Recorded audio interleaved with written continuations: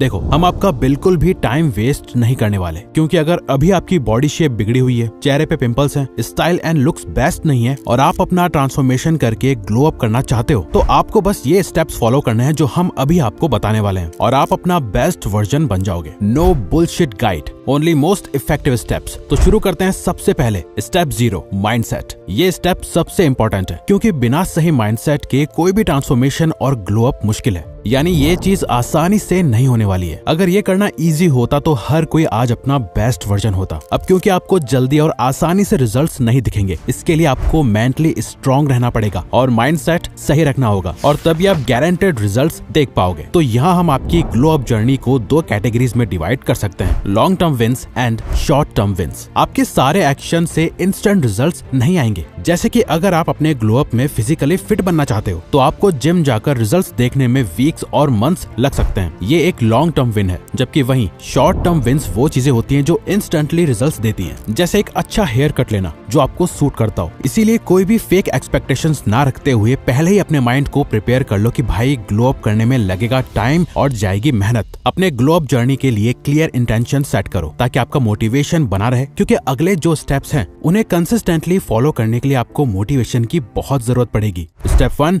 Skin glow up. अगर आपके मुंह पर भी एक्ने, पिंपल्स, टैन या पिगमेंटेशन हो रखे हैं, तो ये आपके लुक्स को काफी हद तक डिस्ट्रॉय कर सकता है। हम जो स्किन केयर रूटीन आपको बताने वाले हैं, ये आपकी 95% प्रॉब्लम्स को खत्म कर देगा। इसमें कोई भी फैंसी चीज या फिर बहुत ही महंगी चीज नहीं है। ये एकदम सिंपल और मिनिमलिस्ट रूटीन है। सबसे पहले सुबह उठकर अपना मुंह फेस वॉश से धोना है। फेस वॉश कौन सा ले, ये आप अपने स्किन कॉम्प्लेक्शन के हिसाब से डिसाइड कर सकते हो। जनरली आप कोई भी सिंपल फेस वॉश यूज कर सकते हो। इसका मेन काम बस आपकी स्किन से डर्ट और एक्सेस ऑयल को निकालना है। नेक्स्ट, आपको विटामिन सी सीरम को अपने फेस पर लगाना है। विटामिन सी आपके फेस को एक ब्राइटर लुक देगा और ये आपके स्किन टोन को भी इम्प्रूव करेगा। अगर आपको टैन हो रखा है या फिर डार्क पिगमेंटेशन है, तो विटामिन सी इसे भी फिक्स करेगा। विटामिन सी लगाने के बाद मॉइस्चराइजर लगाएं और कहीं बाहर जाने वाले हैं तो सनस्क्रीन लगाना तो बिल्कुल भी मत भूलना। ये आपके पूरे स्किन केयर का सबसे इम्पोर्टेंट पार्ट है। अगर आप स्किन केयर में बाकी सभी चीजें मिस कर दो और सिर्फ सनस्क्रीन लगाओ, तो इससे आपको अपने फेस पे फर्क दिखना शुरू हो जाएगा। शाम के टाइम पर जब आप स्कूल, कॉलेज या जॉब से वापस आओगे, बस अपना फेस वॉश करना और फेस पे लगाना रेटिनॉल फेस सीरम, और सोने से पहले बस अपना फेस वॉश करके मॉइस्चराइजर लगा लेना और बस सो जाना। ये होगा आपका डेली स्किन केयर रूटीन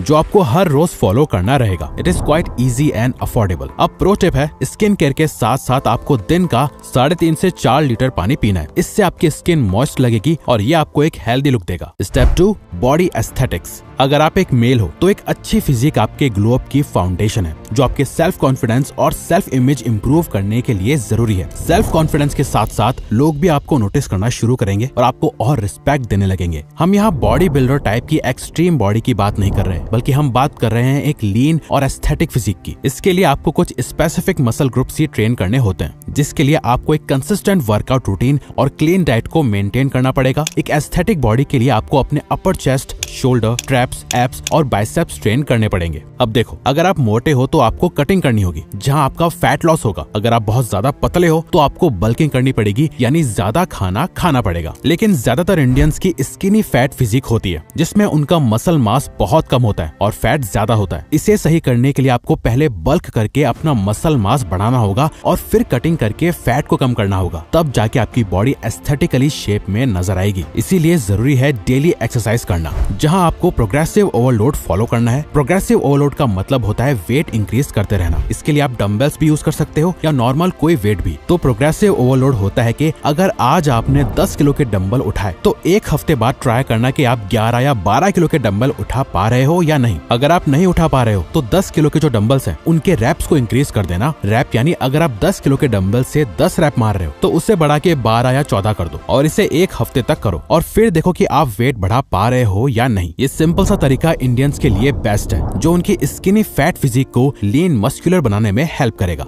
लेकिन सबसे इम्पोर्टेंट बात यह है कि हम इंडियंस की बॉडी आखिर फिट भी कैसे बनेगी, जब हमारे खाने को मसालों में इतना भुना जाता है कि जिससे उसके ज्यादातर न्यूट्रिएंट्स, विटामिन और मिनरल्स खत्म हो जाते हैं। यहाँ तक कि सब्जियों और फ्रूट्स तक में मिलावट है। अब इसका एक बेस्ट तरीका है कि आप यह विटामिन डायरेक्ट लें। अब वैसे तो मार्केट में बहुत सारे मल्टीविटामिन अवेलेबल हैं, लेकिन अगर आप हमसे पूछो तो हम सजेस्ट करेंगे कि आप फाइटी का वीटा 365 मल्टीविटामिन लीजिए। वो इसलिए क्योंकि ये एक मल्टीविटामिन आपकी डेली विटामिन की सभी जरूरतों को पूरा करता है, क्योंकि इसमें विटामिन और मिनरल्स का ब्लेंड है जो पावरफुल हर्ब्स के साथ मिलकर आपके बॉडी फंक्शंस को सपोर्ट करता है। और ये मार्केट में आने वाला इकलौता ऐसा मल्टीविटामिन है जिसमें अश्वगंधा भी है। साथ ही ये एक इकलौता 3-in-1 मल्टीविटामिन है, और ये हम इसलिए बोल रहे हैं क्योंकि फर्स्ट इसमें प्रोबायोटिक्स हैं जो आपकी गट हेल्थ बेटर करता है और न्यूट्रिएंट एब्जॉर्प्शन एनहांस करता है। सेकंड, अश्वगंधा है जो स्ट्रेस रिड्यूस करता है और हार्मोनल बैलेंस मेंटेन करता है। थर्ड, इसमें विटामिन एंड मिनरल्स हैं जो एनर्जी बूस्ट और इम्यूनिटी स्ट्रॉन्ग करते हैं, जो कि साथ मिलकर इसको मार्केट का सबसे बेस्ट मल्टीविटामिन बनाते हैं। इसी के साथ इसमें ग्रेप सीड भी है जो हार्ट और ब्लड हेल्थ को सपोर्ट करता है। बायोटिन हेल्दी स्किन, नेल्स और हेयर के लिए जरूरी होता है, और जिनसेंग एनर्जी और फोकस इंप्रूव करता है और स्ट्रेस को रिड्यूस करता है। अगर आप इसकी एक टैबलेट रोज अच्छी डाइट के साथ लेते हो तो आपको असर 45 डेज में खुद दिखने लगेगा। हमने नीचे डिस्क्रिप्शन और कमेंट्स में इसका बेस्ट बाइंग लिंक पिन कर दिया है, जहां से आप इसे बाय कर सकते हो। क्योंकि इतने सारे बेनिफिट्स होने के बाद भी वीटा 365 बहुत ही कॉस्ट इफेक्टिव है। Step 3, looks and style. अब आते हैं आपके स्टाइल पर। आपके ऊपर क्या अच्छा लगता है और क्या नहीं, ये आपकी बॉडी टाइप, स्किन कॉम्प्लेक्सिटी और पर्सनैलिटी पे डिपेंड करता है। अगर आपकी पर्सनैलिटी एक काम और पीस माइंडेड पर्सन वाली है, रणबीर कपूर जैसे, और आप एक रंग बिरंगे अतरंगी कपड़े पहनने लगो रणवीर सिंह जैसे, तो ये दोनों चीजें मैच नहीं होंगी। हर पर्सन का स्टाइल उसकी पर्सनैलिटी को ही दिखाता है। डिफरेंट स्टाइल्स एक्सप्लोर करें और देखें कौन सा आपको सबसे ज्यादा सूट करता है, चाहे मिनिमलिस्ट, ओल्ड मनी या एजी। आपकी स्टाइल आपकी पर्सनैलिटी को रिफ्लेक्ट करना चाहिए। अब हम आपको एक सीक्रेट बताते हैं कि अपने आप को स्टाइल कैसे करना है। देखो, सबसे पहले रैंडमली जाके कुछ भी शॉपिंग करना बंद करो। जो पसंद आ रहा है वो खरीदने से अच्छा है पहले अपनी एक आउटफिट सोचो। पिंटरेस्ट से या इधर उधर से थोड़ी इंस्पिरेशन लो और कलर थीम सोचो कि क्या वो आपकी स्किन पे अच्छा लगेगा भी या नहीं। टॉप वेयर से शूज तक उस आउटफिट की हर एक चीज की एक लिस्ट बनाओ और फिर जाके उसे खरीदो। ऐसे आप 99% लोगों से ज्यादा अच्छे दिखोगे, क्योंकि आपने रैंडमली कुछ भी नहीं पहना है, बल्कि बहुत सोच समझकर अपनी आउटफिट क्रिएट करिए। ये आपको ज्यादा स्टाइलिश बनाएगा और आपके लुक्स को और ज्यादा एनहांस करेगा। जरूरी नहीं है कि आप महंगा ही कुछ पहनो, आप सस्ता भी पहनो लेकिन सही पहनो। सिर्फ एक सस्ती ब्लैक टी शर्ट और ब्लू जीन्स में भी लोग अच्छे लगते हैं अगर उनकी पर्सनैलिटी सही हो और उन्होंने अपना ग्लो अप कर लिया हो तो। ऑल्सो आप एसेसरीज भी पहनना स्टार्ट करो जो चीप न लगे, सिंपल और मिनिमलिस्टिक लगे। इसके साथ ही आपके लुक्स को और एनहांस करेंगे आपके बाल।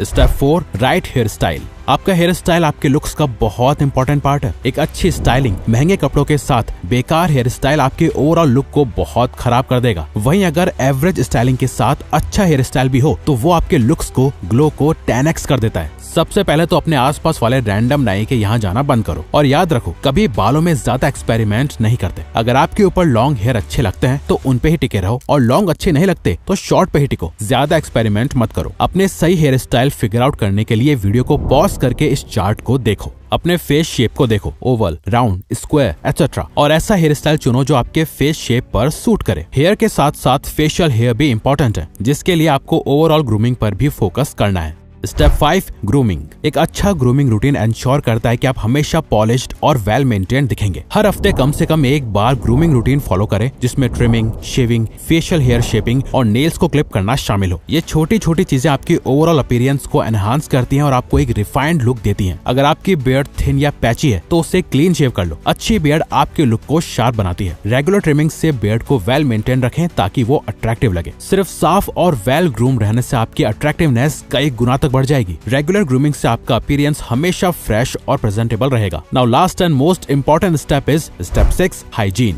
गुड हाइजीन आपके ओवरऑल ग्लो अप का बेसिक फाउंडेशन है। आपने फॉरेन लोगों के कमेंट्स में अगर ये सुना है कि Indians are worst in terms of hygiene, अब ये बात कुछ हद तक सही भी है। हम लोग अपने हाइजीन का इतना ध्यान नहीं देते जितना देना चाहिए, लेकिन अगर आप अपने हाइजीन को अच्छे से मेंटेन रखते हो तो ये आपको भीड़ से स्टैंड आउट करता है। डेली हैबिट्स जैसे ब्रशिंग और फ्लॉसिंग, शावर लेना, डिओड्रेंट और परफ्यूम लगाना। ओरल हाइजीन के लिए सिर्फ ब्रश करना काफी नहीं है। टंग स्क्रैपर, फ्लॉस और माउथ रिंस का इस्तेमाल करें ताकि फ्रेश ब्रेथ बनी रहे। लोगों के आपके पास आने पर गंदी स्मेल नहीं आनी चाहिए। ड्राई लिप्स से बचने के लिए हमेशा अपना टूथब्रश यूज करते हुए ड्राई स्किन को ब्रश करें, फिर मॉइस्चराइजर लगाएं और एक्वाफर या वैसलीन से सील करें। तो अगर आपको ये वीडियो अच्छी लगी तो वीडियो को लाइक और चैनल को सब्सक्राइब करके हमें सपोर्ट करें और बेल नोटिफिकेशन ऑन कर लीजिएगा ताकि आप आने वाली वीडियोस मिस न कर पाओ। Thank you for watching.